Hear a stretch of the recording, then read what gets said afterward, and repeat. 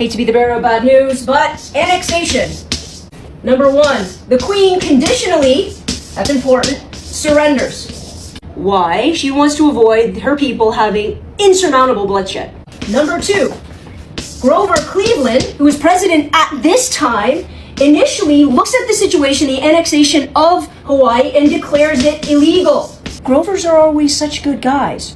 Super Grover, Grover Cleveland.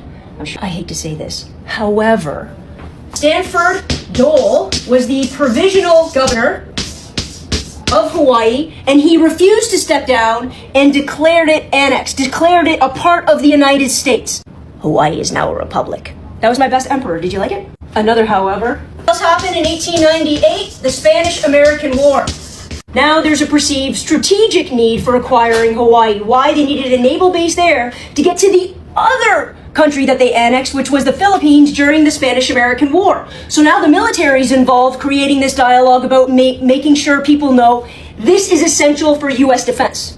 Wonder if they were thinking about Greenland at the same time. You guys are really not going to like this one. The New Lands Resolution. So in order to acquire or to annex a new territory, the Senate needs to approve it with a 2/3 majority. Why is that? It's very, very simple and actually should be very strongly embedded in the Constitution. The more land you acquire, the more input you have in your political system. So it makes perfect sense that we want to go slowly to acquire land. Also, everything's going to cost more money. So as new land costs more money, it makes sense that the elected democratic body gets to make a decision on that result.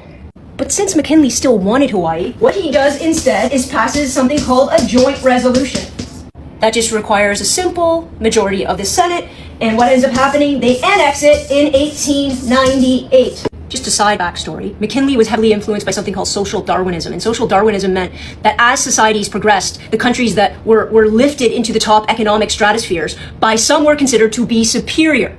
And it took it as their job, as their mission, and I use the word mission purposefully, to go and civilize other nations that have yet to achieve that status. Money buys morality in this very broken ideology.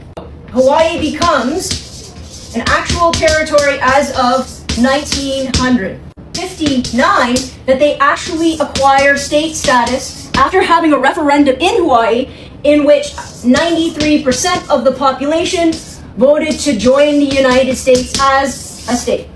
60 years of abuse as a territory will make you want to join the country in order to actually get the benefits of being a U.S. citizen and constitutional protections rather than it being used against you in a consistent manner. You guys are going to love this. And in 1993, the U.S.